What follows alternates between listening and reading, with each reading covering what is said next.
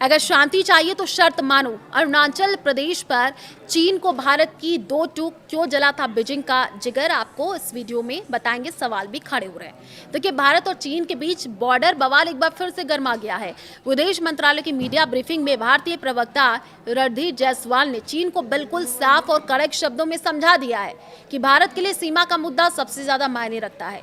भारत ने बीजिंग को दो टूक कह दिया है कि अगर दोनों देशों के रिश्तों में सुधार चाहिए तो एलएसी को लेकर के हमारी तय की गई शर्तों को फॉलो करना होगा। इसके बिना आगे बात नहीं बढ़ सकती है।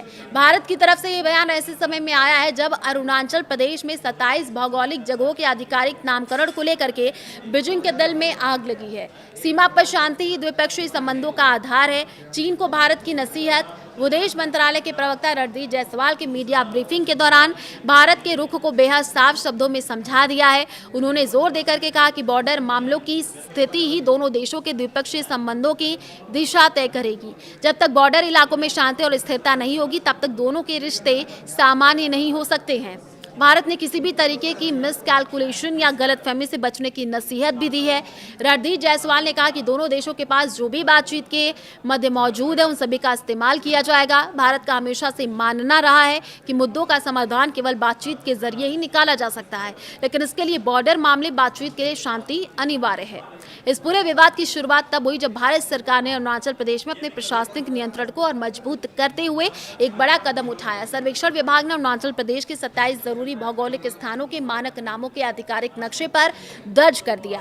भारत द्वारा नाम तय किए गए इस 27 स्थानों में 4 प्रमुख पहाड़ी दर्रे, एक ऊंचाई वाली झील, रणनीतिक रूप से महत्वपूर्ण कई मैदानी और पहाड़ी इलाके और एक ऐतिहासिक युद्ध स्मारक शामिल है। भारत के इस कदम के पीछे का मकसद एकदम साफ था, देश की सीमाओं के भीतर सही भौगोलिक पहचान दर्ज करना, आम जनता में इन इलाकों के महत्व को लेकर की जागरूकता बढ़ाना, चीन की उस चाल को करारा जवाब देना जिसके तहत वो बार बार भारतीय इलाकों के नाम बदलने की कोशिश करता रहा है।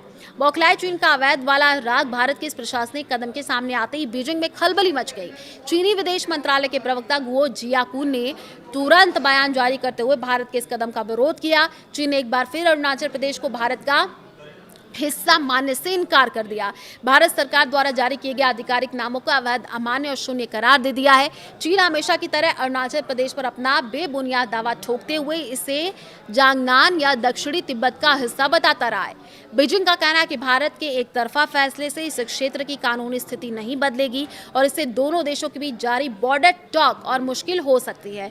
WMCC की बैठक के ठीक बाद बढ़ा है तनाव। चौंकाने वाली बात यह है कि भारत अपने आधिकारिक नक्शों को अपडेट करने की घोषणा दोनों देशों के बीच हुई एक अहम राजनयिक बैठक के तुरंत बाद की है।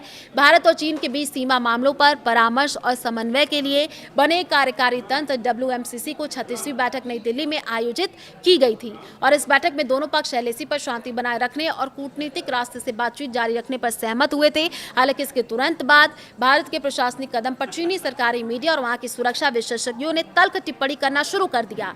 चीन के सरकारी विशेषज्ञों ने भारत के इस कदम को खुद को धोखा देने वाला बताया और कहा कि दोनों देशों के बीच संबंधों को स्थिर करने की कोशिश के खिलाफ है।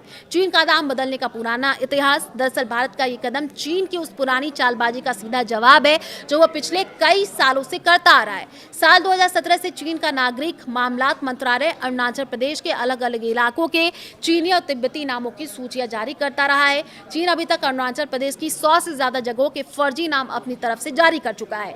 चीन का मानना है कि नक्शों पर चीनी नाम लिखने से वो उन इलाकों पर अपना दबाव मजबूत कर लेगा। हालांकि भारत ने इस बार चीन के इन बेतुके दावों को सिरे से खारिज किया है। भारत ने हमेशा से एक ही बात दोहराई है कि अरुणाचल प्रदेश भारत का एक अटूट और अभिन्न अंग था और हमेशा रहेगा। किसी दूसरे देश के मनगढ़ंत नाम रख देने से जमीनी हकीकत नहीं बदल जाती है।